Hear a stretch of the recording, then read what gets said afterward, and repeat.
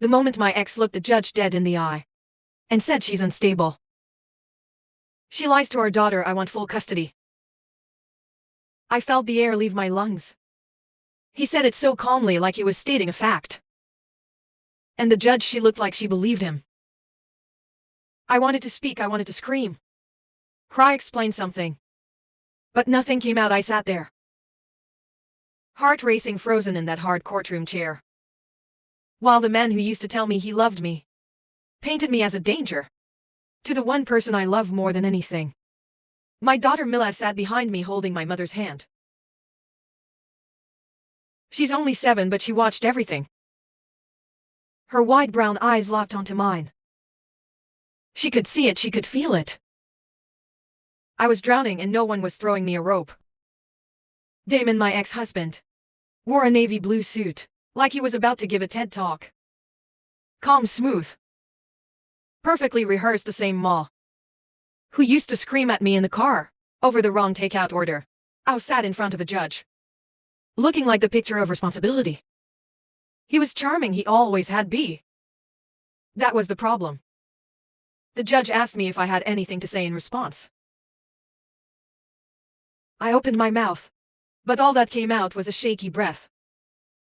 My lawyer glanced at me, silent. The courtroom was dead quiet. My hands trembled. I was about to lose my daughter, and it felt like one could see what was really happening. Then I heard a voice, small, clear and steady, from behind me. Your Honor, I brought a video from Daddy's phone. I think you should see it. Everything stopped. The gallery turned. The bailiff looked confused. Damon's face drained of color.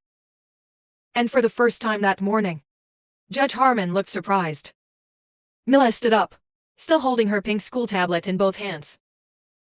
She wasn't crying, she wasn't scared. She looked braver than I'd ever seen her.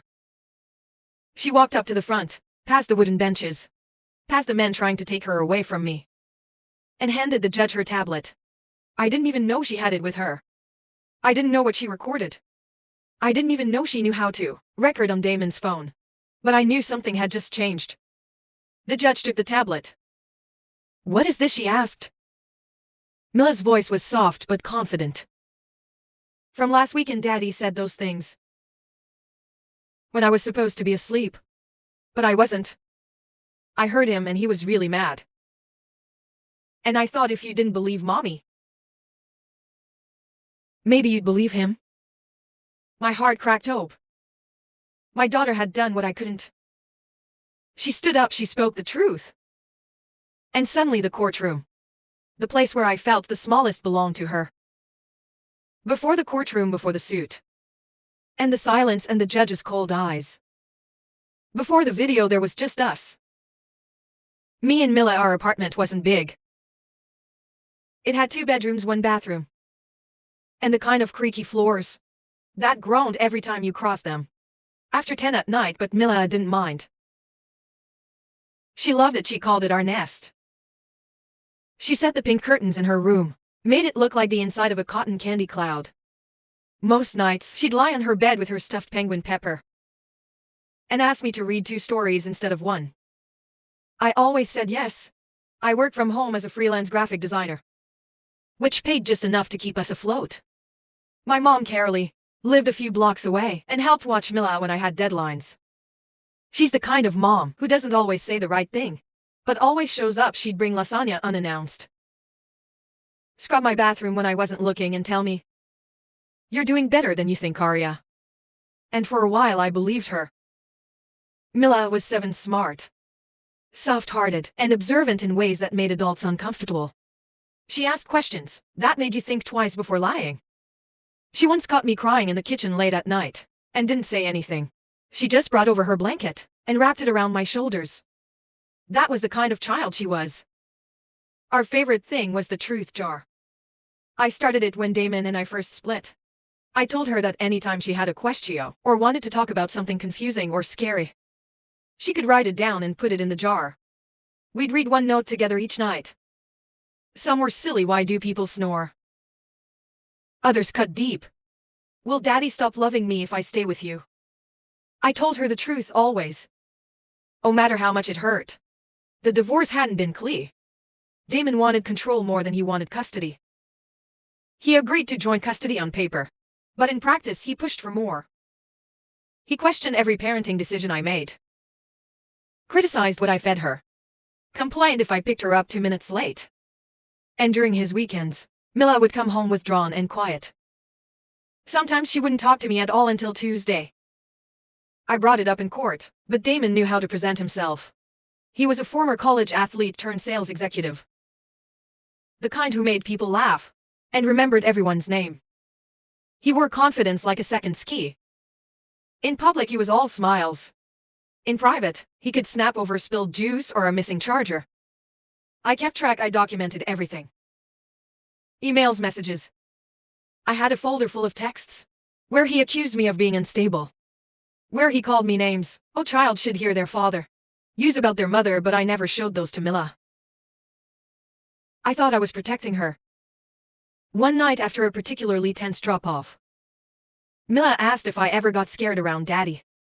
I paused, she looked down at her cereal and said, I do, but I think I'm not supposed to say that. That night I couldn't sleep. I stared at the ceiling and wondered if I had failed her by not fighting harder, by trying too hard to keep things peaceful. A few weeks later, Damon filed for full custody. He said I was emotionally damaging Mila, that I lied to her about him, that I couldn't provide stability. His lawyer submitted statements claiming I was erratic, unreliable, and mentally unfit to co-parent. When I read those documents, my hands shook. I had to sit on the floor. Caroline sat beside me, held my wrist, and said, You have the truth. That's enough. I wanted to believe her. But in court, truth isn't loud. It's buried in evidence and twisted into strategy. Damon's lawyer painted a picture of a woman unraveling. My lawyer told me not to get emotional, ought to speak unless asked, not to interrupt. But inside I was screaming. Mila saw it all, every tear I tried to hide. Every time I whispered, it's gonna be okay. Even when I wasn't sure it would be. I didn't know she was watching that closely. I didn't know she was listening. I didn't know she was planning anything at all. She was only 7, but somehow she understood what none of us had said out loud. She knew the truth mattered, and she knew the court needed to see it for itself.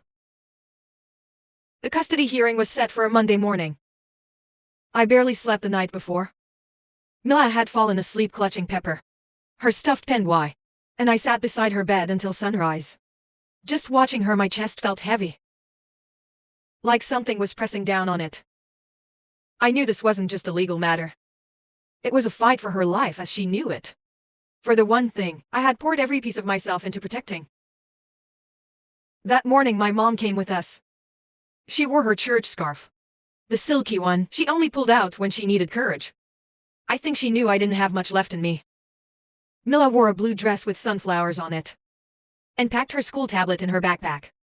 Like she always did, she didn't say much in the car. She just stared out the window, humming a tune I didn't recognize. When we walked into the courthouse, Damon was already there. He was wearing the same navy suit he wore to our wedding rehearsal dinner. Only this time there was no warmth behind his smile, just calculatio. His lawyer stood beside him, clipboard in hand, perfectly groomed, speaking in low tones that sounded rehearsed. Damon turned and looked at me.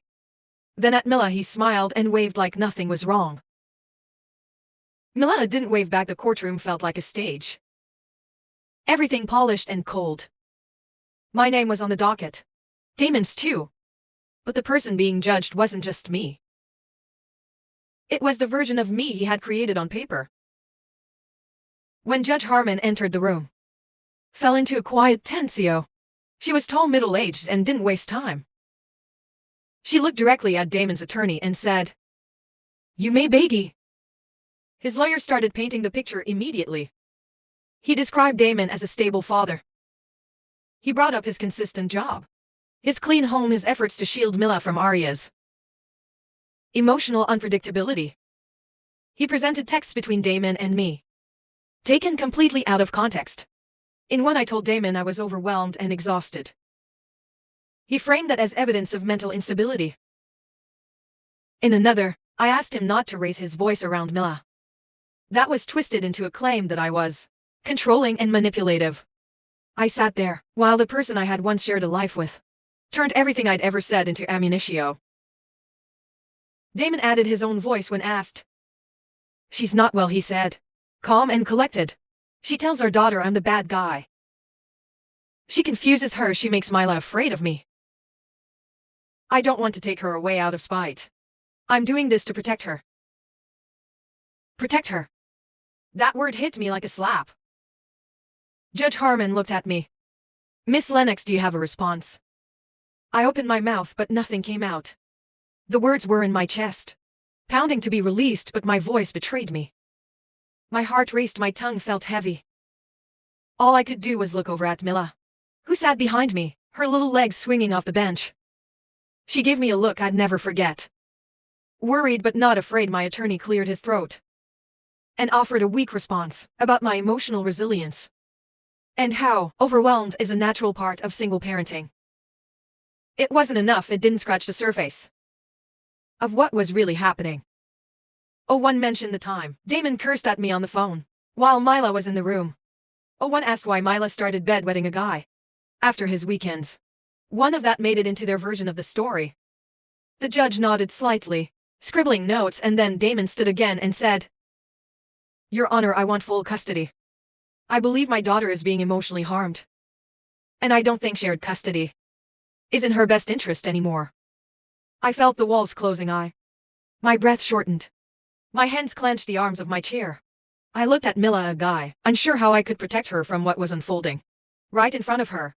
That's when Mila let go of my mom's hand, stood up and walked forward. She didn't ask for permission. She didn't hesitate, Your Honor. She said, I brought a video from Daddy's phone. I think you should see it. The room fell still. Damon's face went blank, my mom gasped.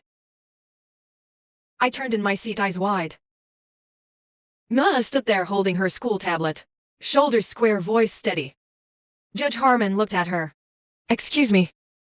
Mila held the tablet up a little higher. It's from last weekend. He didn't know I was awake. But I was. I heard what he said and I thought it might matter. One spoke, not Damo. His lawyer, not the judge. And for the first time since the hearing, Bega, I felt something shift. Mila had brought more than a video. She had brought the truth into the room. And everyone felt it. Mila stood in the center of the courtroom, holding her tablet like it was a shield. Her sunflower dress looked a size too small, the hem grazing her knees. But she didn't fidget. She didn't look back for reassurance. She stood alone facing the judge. I brought a video from Daddy's phone. She said again, I think you should see it. Judge Harmon glanced at the bailiff. Bring it here, she said. Mila walked a few steps forward and handed the device to the bailiff, who then gave it to the judge. The silence stretched across the room like a tight rope. Damon's jaw was set, his lips pressed into a unreadable line. His lawyer looked from him to the tablet and back a guy. Either of them moved. The judge turned the screen toward herself and tapped the play button. For a moment there was nothing. Just a sound of ambient noise. The kind of distant hum you hear late at night, when the world outside has gone still. Then came his voice, loud, harsh. The smooth, composed tone he had used just minutes earlier in court. It was unmistakably Damo. He was yelling, you think you're so smart, huh? Go ahead, try telling anyone. See what happens. You'll end up living in some foster home. And don't think your precious mother can save you. She's pathetic. A chair scraped, a plate clattered. Mila's voice, quiet and frightened, whispered. I'm sorry, he cut her off, don't talk back. You're lucky I even let you come over. If you say a word to her, I swear. The judge hit pause. She didn't say anything right away. She just sat there staring at the frozen screen. Damon shifted in his seat. His lawyer leaned, whispering something fast and panicked. But the judge raised her hand to silence him. Where did this come from, she asked. Her voice, even Mila answered without hesitatio. He left his phone on the couch. I heard him yelling and I wanted to record it. I was scared, but I thought if someone heard it, maybe they'd believe me and Mommy. My chest tightened. My daughter had been scared. She had made a plan and she had followed through. With more courage than most adults I know. I wanted to run to her, wrap my arms around her. Tell her she should never have had to do any of this. But I stayed in my seat. Because this moment belonged to her. Damon spoke up, his voice suddenly forced and defensive. Your Honor, that recording is taken completely out of context. I was disciplining her, she was misbehaving. And enough, the judge said. Her voice wasn't loud, but it cut through the room like a blade. Damon stopped talking immediately. Judge Harmon turned to Mila. Thank you for being brave. She said you can go back to your seat. Mila nodded and walked back. Her steps slower now, the weight of the moment beginning to show in her shoulders. My mother pulled her into her lap and held her tightly. The judge looked at me. Miss Lennox, do you have anything else to add? This time I found my voice. Oh, Your Honor, I think my daughter said it all. The judge nodded once, then leaned back in her chair. She closed her eyes for a moment, then opened them and looked across the courtroom. In light of this evidence, I'm calling for an immediate review of all custody arrangements. Until that is completed, full temporary custody will be granted to Miss Lennox. Supervised visitation only for Mr. Blake. Bailiff, please escort Mr. Blake from the courtroom. Until further notice. Damon stood stunned. You can't be serious. Sir, the bailiff said. Stepping forward, he looked like he wanted to argue. But instead Damon turned and walked out. His lawyer scrambling behind him. The courtroom emptied slowly after that. But we stayed seated. Mila was quiet, head resting against my mom's shoulder. I finally stood and walked over to them, kneeling beside her. You were so brave, I said. She nodded but didn't speak. I could see it hitting her now, the weight of what she had done. She hadn't just told the truth. She had stood up to someone who had spent years teaching her to stay silent. And in doing so, she had changed everything. The moment Damon walked out of that courtroom, under the bailiff's watch, the entire atmosphere shifted. It felt like someone had cracked a window open in a room where we'd all been holding our breath. I could finally inhale, not fully relaxed, but enough to remember that I still had a voice and a heartbeat. The judge left the bench shortly after issuing her order. Her expression never changed, but I saw something different in her eyes when she looked at Mila, a quiet recognition. Not pity, not surprise. Respect. I gathered our things slowly, my fingers trembling slightly as I packed up Mila's bag. She was still curled into my mother's arms, exhausted but alert. Her tablet rested beside her on the bench, the screen still dark after the video. I reached for her hand. Do you want to come with me? I asked. She nodded and slid down from the bench. As we walked out of the courtroom, people watched us. A few glanced away quickly. Others held their stares longer. One woman mouthed the word brave as we passed her. Outside the courtroom doors, I knelt down to Mila's height. My hands rested gently on her arms. Are you okay? She shrugged. Then finally said I didn't want to do it. But I had to. I know, I said. I'm so proud of you. You shouldn't have had to carry that alone. She looked down at the floor. I didn't know if they would believe me. My throat tightened. They did. Because you told the truth. And because you were strong enough to stand up when no one else could. Mila looked up at me, her eyes glistening with quiet tears. Does this mean I don't have to go back to Daddy's house? I pulled her into my arms, holding her as tightly as I could without breaking her. You're safe, that's what matters. The court officers gave us a few more instructions, including a temporary supervision schedule for Damo. He would be evaluated by a court-appointed counselor before any further access to Mila. It wasn't over. There would be more hearings, more documents, more days in courtrooms that felt like battlegrounds. But the hardest part was behind us. That afternoon we went straight to my mom's house. I didn't want to be alone. I didn't want Mila to go back to our apartment and feel the silence that sometimes echoed too loudly in small spaces. My mom made soup even though it was warm outside. She always made soup on emotional days. She said it gave her something to stir when everything else felt out of control. Mila sat at the kitchen table, drawing a picture with crayons, while I filled out more court paperwork on the couch. At one point, she walked over and handed me what she'd made. It was a picture of two hands holding a heart. Underneath she wrote in big, uneven letters, "Truth is brave." I cried, then not the quiet, hidden kind, but the kind that comes from deep inside your chest, when the pain has finally found its exit. Mila didn't say anything, she just sat beside me, leaning her head against my arm. That night before bed we went back to our truth jar. It had been collecting dust for a few weeks. I held it in my lap, while Mila sat across from me on her bed. "Do you want to go first?" I asked.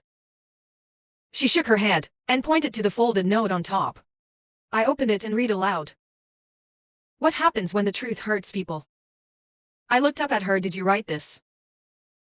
She nodded, her voice was quiet. "I didn't want to hurt Daddy. I just didn't want to be scared anymore." I reached across and took her hand. "The truth can hurt sometimes, but silence hurts more. What you did today didn't hurt anyone. You protected yourself, you protected us. That's not wrong." She stared at the jar for a few seconds, then whispered, "I think we should keep doing this." "We will," I said, "every night." That night after she fell asleep, I walked into the living room and stood by the window. The streetlights flickered outside. Cars passed, life went on. But everything inside our world had changed. Damon no longer controlled the narrative. He no longer controlled Mila's voice. And for the first time since the divorce, I felt like I could breathe deeply, knowing that I wasn't alone in this fight anymore. My daughter had stepped into a world far too heavy for her years. And she didn't just survive it. She changed it. The final custody hearing happened 4 weeks after the day Mila stood up in court. By then everything had changed. The court-appointed counselor who interviewed Damo filed a detailed report. It outlined controlling behavior, emotional instability, and a concerning lack of empathy for Mila's well-being. He denied everything, of course, but the video spoke louder than any of his words ever could, combined with Mila's statement. It was enough for the court to remove his unsupervised custody rights. When the judge read her final decisio, I sat quietly holding my breath, a guy. But this time it wasn't from fear. It was from hope. Full physical and legal custody was granted to me. Damon would have strictly supervised visits, twice a month, at a neutral center with trained professionals. There would be no overnight stays. Oh, more closed-door weekends. Oh, more whispered threats. Mila's voice had shattered that illusion forever. We left the courthouse in silence that day. Mila held my hand as we walked down the long steps. Outside, my mother walked beside us, her purse swinging against her hip. I scanning the sidewalk for Damo, though we knew he wouldn't come near. He hadn't spoken to me since the first hearing. I was fine with that. Later that evening we went to a small diner Mila loved. The one with the red booths and animal-shaped pancakes. She sat across from me and asked, "Is it over now?" I didn't lie. "It's safer now," I said. "We're not done growing through this, but we're not afraid anymore." She nodded and stirred her chocolate milk with her straw. "I'm glad I told, so am I." There are days I still replay the courtroom in my head. The way Damon's face changed when Mila spoke. The way her voice, clear and calm, carried more weight than any legal argument made. That day, my daughter reminded me that strength doesn't always come from shouting louder. Sometimes it comes from being brave enough to speak when you're not sure anyone will listen. In the weeks after the final ruling, I started therapy again, not because I was falling apart, but because I finally had space to process what I had survived. I realized I had spent so long trying to stay afloat that I never learned how to feel safe, a guy. That would take time, but now I had the time. Mila began drawing more, her sketches changed. They used to be full of houses with no windows and stormy skies. How she dressed trees with roots and kids holding hands. She drew a picture of the truth jar and taped it to her bedroom wall. Every night she reminds me to check it. One night I pulled out a note that said, "Do brave people still get scared?" I smiled and told her yes. They just don't let fear be the end of the story. She wrote another one a few days later. "Can kids protect grown-ups too?" I looked at her and said, "You did." I tell this story because there are women out there right now, sitting in silence, wondering if the truth will ever be enough. Wondering if anyone will believe them over the person who knows how to perform the right version of themselves in public. I tell this story because sometimes the truth doesn't come from a lawyer or a courtroom argument sometimes. It comes from a child who's seen more than she should have and who decides that staying quiet is no longer an optio. I used to think being a good mother meant shielding Mila from everything hard and painful. Oh, I know it means standing beside her through it. Teaching her to tell the truth. Letting her see me cry, then showing her what it looks like to get back up. We still have our hard days, but they don't define us. We are not the scared versions of ourselves that Damon tried to trap us in. We are loud when we need to be. We are quiet when we choose to be. And we are free. Mila saved us both that day. She didn't just bring the truth into that courtroom. She brought the light, and for the first time in years, I didn't feel like I was losing her. I felt like I was meeting her for the first time. If you're still here, thank you for listening. This wasn't an easy story to tell, but I believe stories like this need to be told. Because somewhere out there, another mother is sitting in silence, thinking no one will believe her. And maybe she just needed to hear this. If this story moved you, please like the video, share it with someone who needs it, and leave a comment. I read them and they mean more than you know. And if you want to hear more real stories, raw, honest and full of heart, subscribe to the channel and turn on notifications. There's more to come. Thanks again for being here. Stay brave, stay kind, and never forget that the truth matters.